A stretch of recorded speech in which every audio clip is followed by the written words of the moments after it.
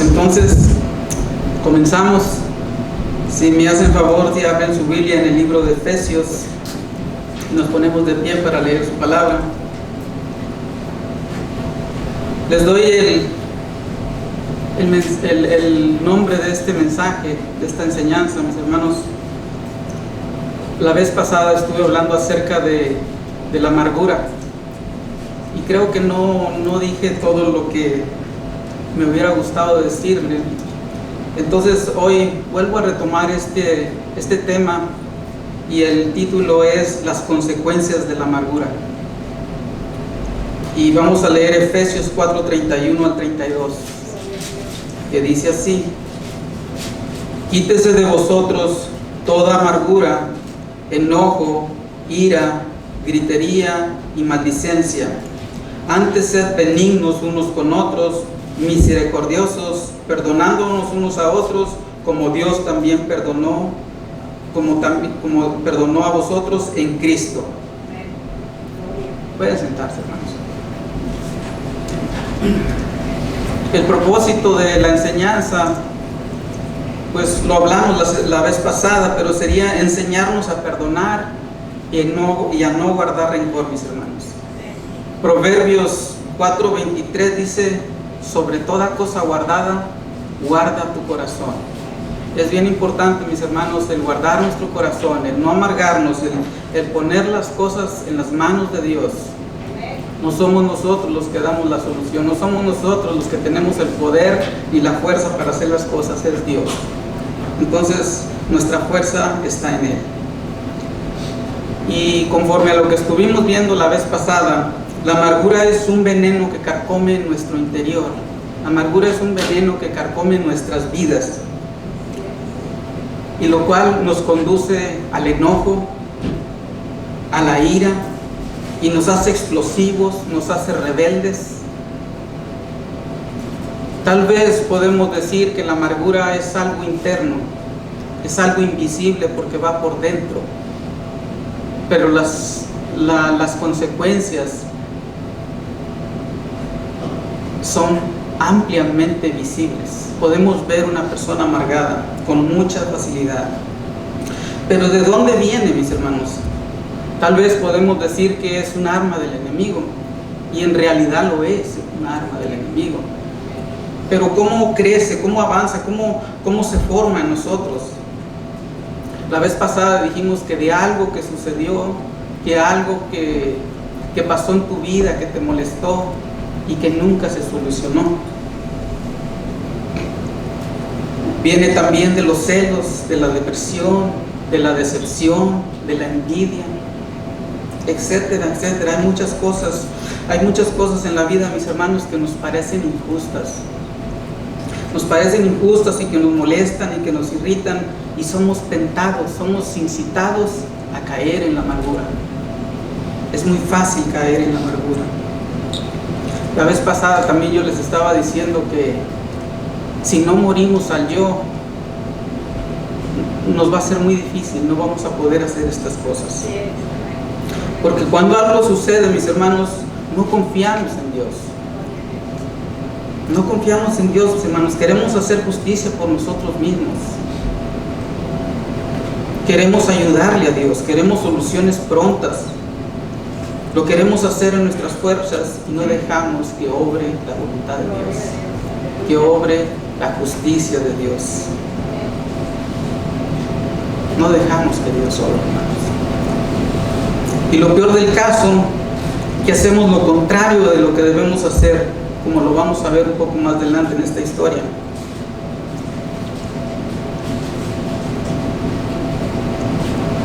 Y lo que sí hacemos, mis hermanos, es condenamos a las personas.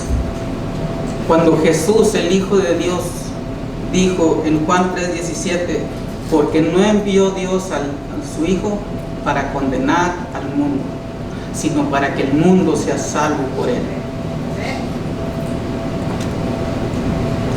Condenamos cuando en realidad lo que tenemos que hacer es orar por esas personas. Dejemos, mis hermanos, que sea el que conoce todas las cosas, el que tome el control de las circunstancias, de la situación. Él va a ser justo, mis hermanos. Créanme que Él va a ser justo. Romanos 2:6 dice: Él, el cual pagará a cada uno conforme a sus obras.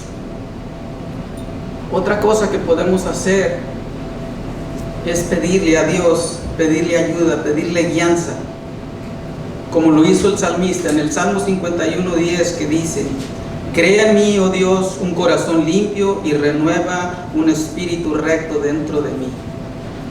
Que sea el Espíritu de Dios el que guíe nuestros pasos. Que sea el Espíritu de Dios el que nos guíe, el que nos ayude. Dice el Proverbio 28: el que encubre su pecado no prosperará. Leo este versículo, mis hermanos, porque muchas veces lo podemos hacer inconscientemente, porque nos sentimos santos, nos sentimos justos, y no reconocemos nuestras faltas, nuestros errores, por lo tanto no nos arrepentimos. Y aquí se nos ha enseñado que no podemos ser sanados si no reconocemos que estamos enfermos.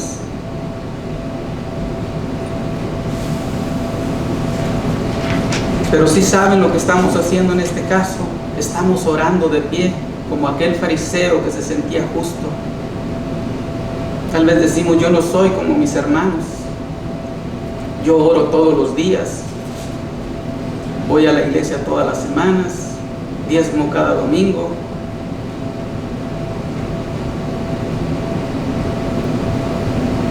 Debemos de buscar el bien, mis hermanos. Dice Romanos 12:21: no seas vencido del mal, sino vence con el bien al mal.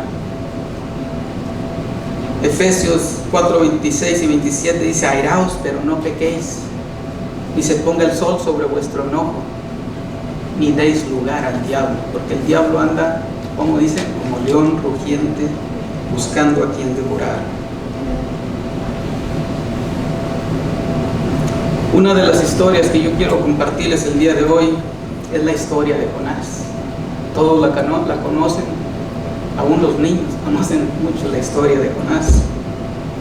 Pero vamos al libro de Jonás. Vamos a empezar a leer el capítulo 1.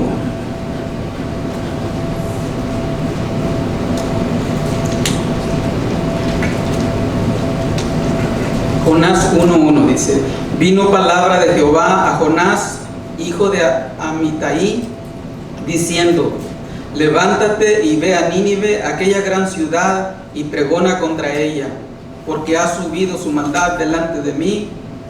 El 3 dice: y Jonás se levantó para huir de la presencia de Jehová. Tremendo el Jonás, rebelde.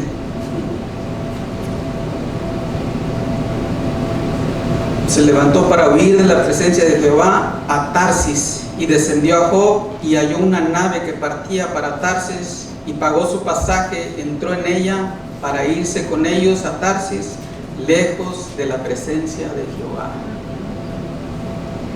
Profetita.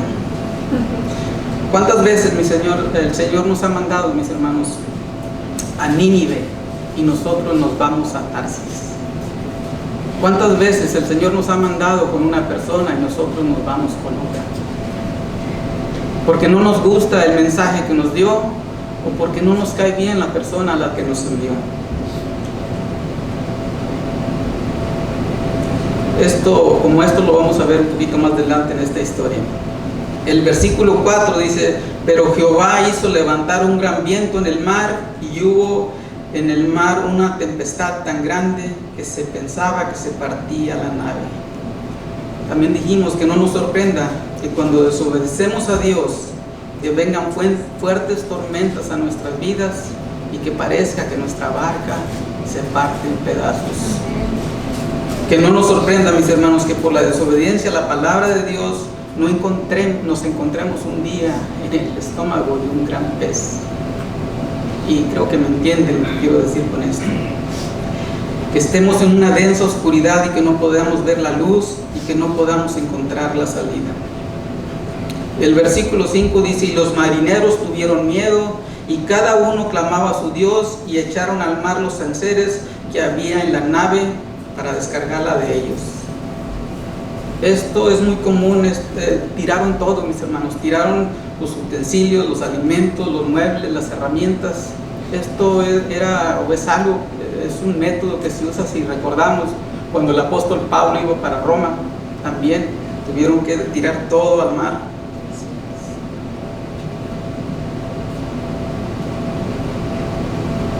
Y luego dice el versículo, pero Jonás había bajado al interior de la nave y se había echado a dormir.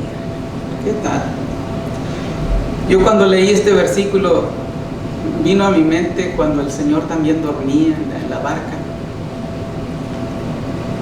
Y aunque los dos hacían lo mismo, hay un abismo de diferencia entre uno y el otro. El versículo que habla de esto, lo voy a leer, es Mateo 8:24. Y he aquí se levantó en el mar una tempestad tan grande que las olas cubrían la barca, pero él dormía. El Señor dormía. El que dormía en Mateo, mis hermanos, fue el que provocó la tormenta en Jonás. Del que nos narra Mateo tenía fe, tenía paz, tenía control, tenía poder, era Dios. Pero ¿qué podemos decir de Jonás? Que era un profeta rebelde.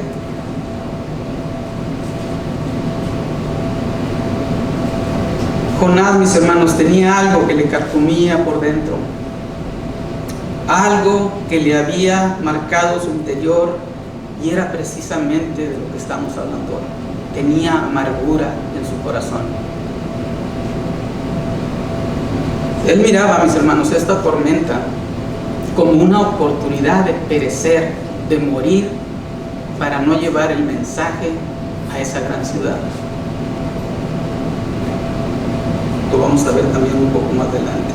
El versículo 6 dice, y el patrón de la nave se le acercó y le dijo, ¿qué tienes, dormilón? Levántate y clama a tu Dios.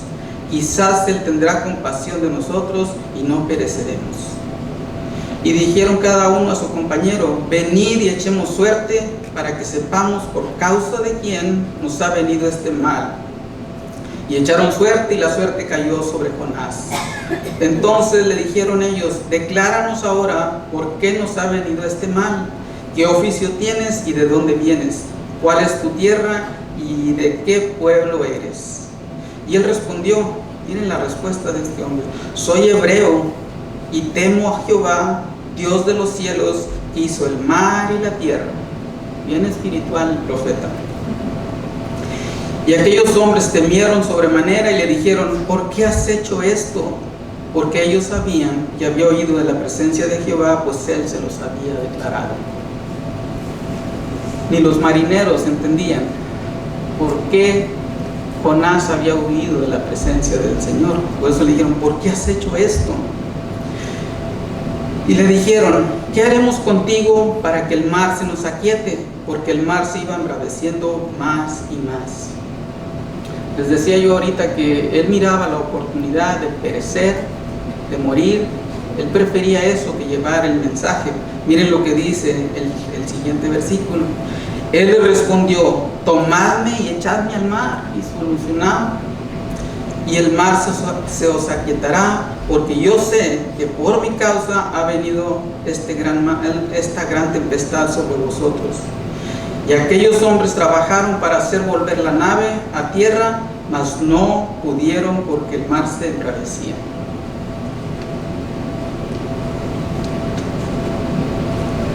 En esta historia, mis hermanos, vamos a ver cosas inusuales, cosas a personas haciendo lo contrario de lo que se espera de ellas. Primero vemos al profeta, al hombre de Dios, huyendo precisamente de Dios. Luego vemos a estos marineros que, sabiendo que por la culpa de Jonás estaban por padecer, por morir, seguían luchando por perseverar la vida de Jonás. Ellos sabían cuál era la solución, tirarlo al mar. Pero dice la Biblia que trabajaron para controlar la nave antes de lanzarlo al mar. Jonás 1:13 dice: y aquellos hombres trabajaron para hacer volver la nave a tierra, mas no pudieron, porque el mar se iba embraveciendo más y más contra ellos. Yo les quiero dar unas definiciones de lo que es trabajar. Trabajar, dice, y intentar conseguir algo con esfuerzos. Sufrir la acción de los esfuerzos a que se hayan sometido. Aplicarse o dedicarse con esfuerzos a la realización de algo. Si vemos, todo requiere esfuerzos, sacrificios, sufrimientos. Y eran paganos, eran gente que no conocía de Dios. ¿Cuántas veces hemos visto que gente del mundo hace mejores o más cosas por nosotros que a veces ni nuestros propios hermanos de la fe? Luego vemos a marineros paganos temiendo y clamando y rogando a Jehová, ofreciendo sacrificios y haciendo voto. Esto lo podemos ver en el versículo 16, que dice así: y temieron aquellos hombres a Jehová con gran temor, y ofrecieron sacrificios a Jehová e hicieron voto. Por último, un poquito más adelante vamos a ver los crueles ninivitas arrepintiéndose y recibiendo el mensaje de Jehová. Por eso les decía que son cosas inusuales, cosas que no se esperan de las personas. El capítulo 2, no quiero retomarlo mucho, el capítulo 2 nos habla de la oración de Jonás desde el vientre del pez. Y bueno, esto nos habla de cómo Dios escucha nuestra oración cuando nos arrepentimos. Cuando en verdad nos arrepentimos, cuando clamamos a Él. Él nos vuelve a dar, mis hermanos, una nueva oportunidad. Una nueva oportunidad, claro, de enderezar nuestros caminos. En el último versículo de este capítulo 2 dice: y mandó Jehová al pez y vomitó a Jonás en tierra. Como diciéndole: ¿qué pensabas? ¿A dónde crees que vas? ¿No has terminado? ¿No has hecho a lo que te mandé? Y una vez Jonás en tierra, vino palabra de Jehová por segunda vez. Dice el capítulo 1 del capítulo 3, versículo 1: vino palabra de Jehová por segunda vez a Jonás diciendo: levántate y ve a Nínive, aquella gran ciudad, y proclama en ella el mensaje que yo te diré. Algunas versiones dicen: el mensaje que yo te he dado.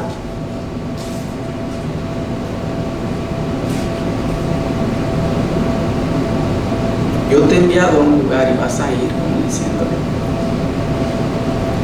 El versículo 3 de este capítulo dice: y se levantó Jonás y fue a Nínive conforme a la palabra de Jehová.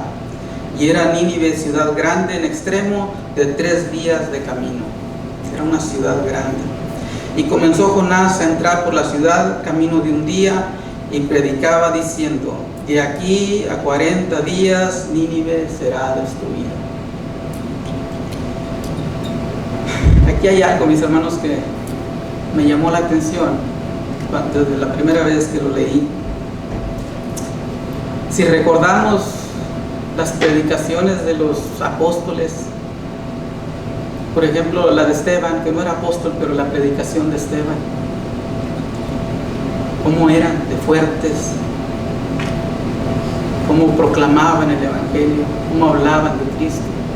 O las de Pedro, cuando enfrentaba a los fariseos, al pueblo en general, diciendo: ustedes mataron al dador de la vida, pero al mismo que ustedes crucificaron, Dios le ha hecho Señor y Cristo. Y cuando los oían se compungían de corazón y decían: varones hermanos, ¿qué haremos? Esas eran predicaciones fuertes. Y vemos: de aquí a 40 días Nínive será destruida. Esa era la predicación. A eso fue, pero aunque no lo hizo con muchas ganas. Jonás ni siquiera mencionó el nombre de Dios. Él estaba, mis hermanos, en cierta manera cumpliendo con lo que le habían mandado. Pero él no tenía el más mínimo deseo de que el pueblo recibiera el mensaje y se arrepintiera. Él fue a cumplir, pero él no quería que el pueblo recibiera ese mensaje. ¿Se imaginan un profeta de Dios, un predicador que da el mensaje y que no quiere que la gente reciba el mensaje? Pero miren lo que sucedió. Como Dios es grande y Él tiene misericordia de que tiene misericordia. Dice el versículo 5: y los hombres de Nínive creyeron a Dios y proclamaron ayuno y se vistieron de cilicio. Cilicio, mis hermanos, eran vestiduras incómodas que traían como picos por dentro. Entonces, no sé, me imagino que ya saben, pero si alguno no sabía, era como para incomodarse, para no estar a gusto. Desde el mayor hasta el menor de ellos, y llegó la noticia hasta el rey de Nínive, y se levantó de su silla, se despojó de su vestido y se cubrió de cilicio y se sentó sobre cenizas. E hizo proclamar y anunciar a Nínive por mandato del rey y de sus grandes, diciendo: hombres y animales, bueyes y ovejas, no gusten cosa alguna, no se les dé alimento ni beban agua, sino cúbranse de cilicio, hombres y animales, clamen a Dios fuertemente, y conviértase cada uno del mal camino y de la rapiña que hay en sus manos. Fíjense el rey sanguinario lo que estaba diciendo. ¿Quién sabe si se volverá y se arrepienta Dios y se aparte de él el ardor de su ira y no pereceremos? Aquí una vez más, mis hermanos, vemos que no es el predicador, que no es el hombre el que cambia a las personas, el que transforma, sino es Dios, su palabra, el que no hace excepción de personas. Ese es el que tiene el poder de transformar. Voy a decir algo, mis hermanos, y lo voy a decir con libertad.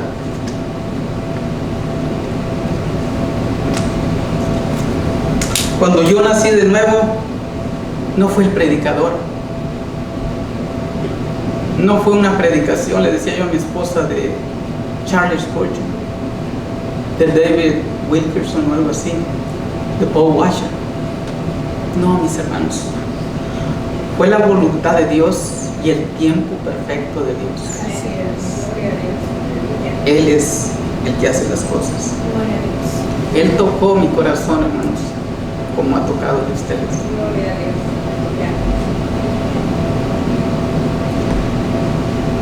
Pero seguimos. El versículo 10 dice: y vio Dios lo que hicieron, que se convirtieron de su mal camino, y se arrepintió del mal que les había dicho que les haría, y no lo hizo. Ahí está. Dios siempre nos da una segunda oportunidad de arrepentirnos. Tengo Génesis 4, 6, 7 en la nueva versión viviente, nueva versión internacional. Tiene 3 letras. Dice así: ¿por qué estás tan enojado?, preguntó el Señor a Caín. ¿Por qué te ves tan decaído? Serás aceptado si haces lo correcto, pero si te niegas a hacer lo correcto, entonces ten cuidado. El Señor nos muestra el bien y el mal. Él dice: yo te pongo delante del bien y del mal, tú escoges. El pecado está a la puerta, al acecho y ansioso por controlarte, pero tú debes dominarlo y ser su amo. Nosotros debemos de tener el control sobre el pecado, mis hermanos. Nosotros conocemos el bien y conocemos el mal, y está en nosotros. Nosotros debemos, tal vez no lo tenemos pero debemos tener el control sobre el pecado. Aquí sigue lo interesante de este pequeño libro de Jonás. Jonás declara su problema, su preocupación. Así de que leamos el capítulo 4 y comienza diciendo: pero Jonás se apesadumbró en extremo y se enojó, y oró a Jehová y dijo: ahora, oh Jehová, ¿no es esto lo que yo decía estando aún en mi tierra? Por eso me apresuré a huir a Tarsis, porque sabía yo que tú eres Dios clemente y piadoso, tardo en enojarte y grande en misericordia, y que te arrepientes del mal. Ahora pues, oh Jehová, te ruego que me quites la vida, que mejor me es la muerte que la vida. Tremendo profeta. Jonás, mis hermanos, estaba tan enojado, tan molesto, porque Jehová había perdonado a los ninivitas. Y era tan grande su enojo que quería mejor morir. Ese era el temor de Jonás, hermanos, que Jehová perdonara a los ninivitas. Por eso huyó. Desafortunadamente, mis hermanos, hay mucho de esto en las iglesias de hoy. Andamos buscando en qué se equivocó el hermano. ¿En qué se equivocó el hermano? Para ir al pastor.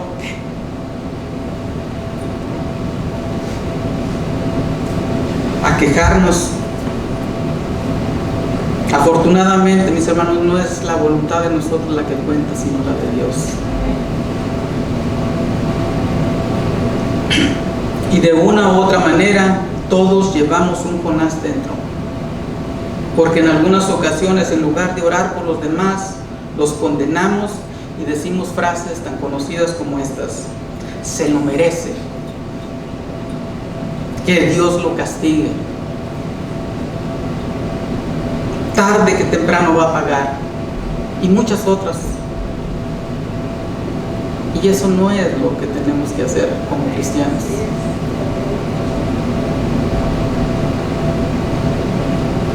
Pero Dios nos manda a las personas, mis hermanos, para proclamar el Evangelio, para llevar el mensaje de salvación. Tenemos muchos ninivitas a nuestro alrededor, a los que tenemos que llevar este mensaje, el mensaje de arrepentimiento.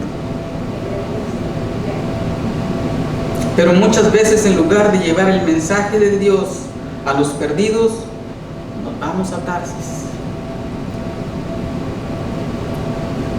Cuando hay un mundo, mis hermanos, como dice el último versículo, que no saben discernir entre su mano derecha y su mano izquierda, ciudades llenas de niños, de mujeres y de hombres, sin conocimiento de la verdad. El versículo 4 dice: y Jehová le dijo: ¿haces tú bien en enojarte tanto? Creo que esta es una buena pregunta que nos debemos hacer de vez en cuando nos molestamos. ¿Hacemos bien en molestarnos? Jesús lo haría.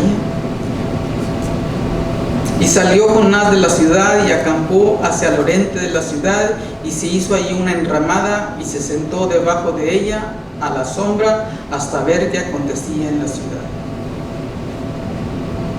Tremendo Jonás, tenía aún la esperanza de que Dios se arrepintiera de haberse arrepentido, de destruir la ciudad y perdonar a los ninivitas.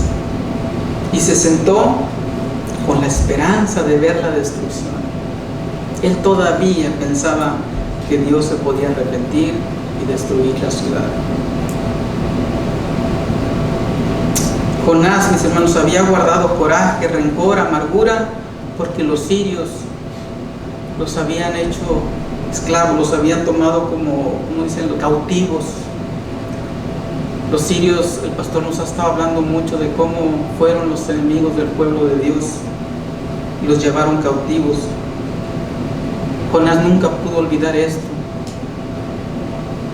nunca pudo perdonar, sino que se se le anidó ese sentimiento y estamos viendo las consecuencias de anidar sentimientos en nuestro corazón.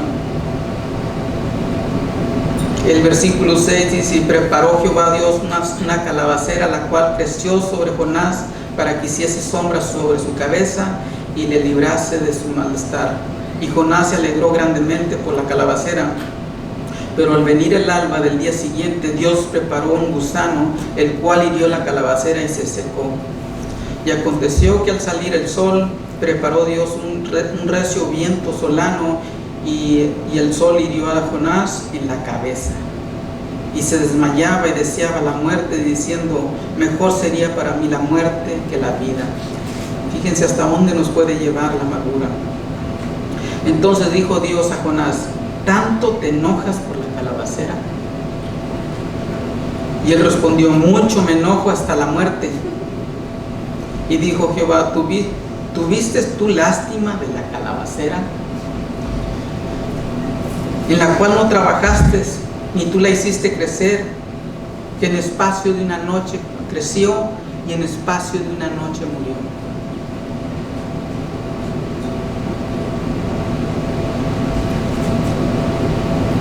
Y no tendré yo piedad de Nínive, aquella gran ciudad, donde hay más de 120,000 personas que no saben discernir entre su mano derecha y su mano izquierda, y muchos animales. En todo esto, mis hermanos, podemos ver el problema del yo. Queremos siempre lo que nos gusta, lo que nos agrada. Nos alegramos de las bendiciones. Queremos las bendiciones para nosotros, pero no las queremos para los demás.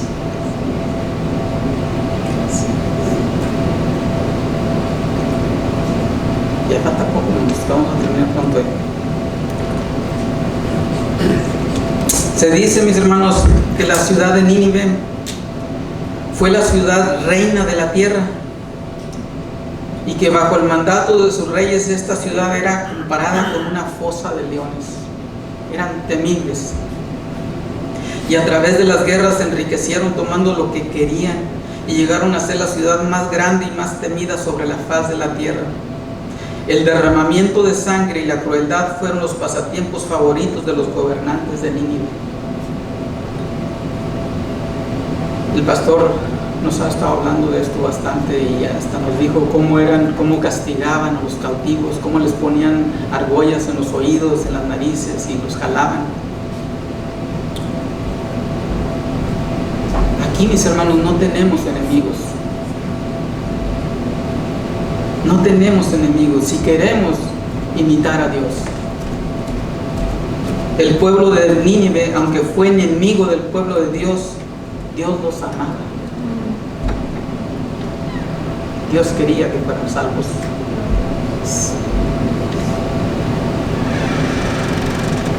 Dios tiene misericordia, mis hermanos, del que tiene misericordia. Y aunque después el final de este pueblo no fue bueno, porque volvieron a los malos caminos, y Dios no toma al culpable por inocente.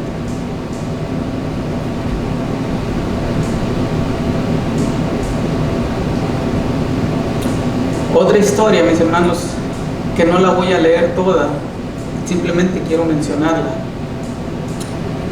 Comienza en el libro de 1 de Samuel 18, 6 al 9. Es la historia del rey Saúl. 1 de Samuel 18, capítulo 18, versículos 6 al 9.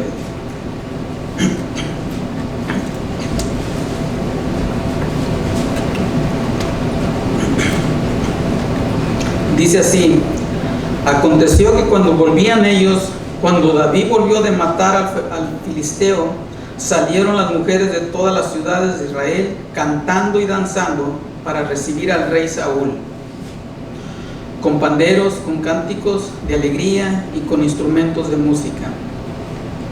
Y cantaban las mujeres que danzaban y decían: Saúl hirió a sus 1000 y David a sus 10,000.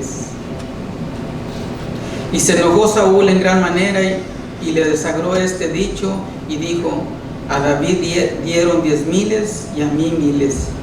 No le falta más que el reino.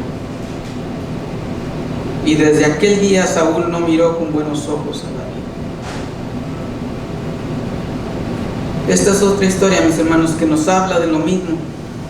Estas palabras que cantaban estas mujeres llegaron muy dentro del corazón de Saúl. Y nunca lo pudo superar. La Biblia nos narra que él padecía de un espíritu malo que lo atormentaba, y todos conocemos su final. Yo quiero terminar ya, hermanos, diciéndoles: dejarse llevar por un espíritu malo, por un espíritu de amargura, le puede suceder a cualquiera de nosotros. Es algo que crece en nuestro interior sutilmente. No lo sentimos, no lo vemos.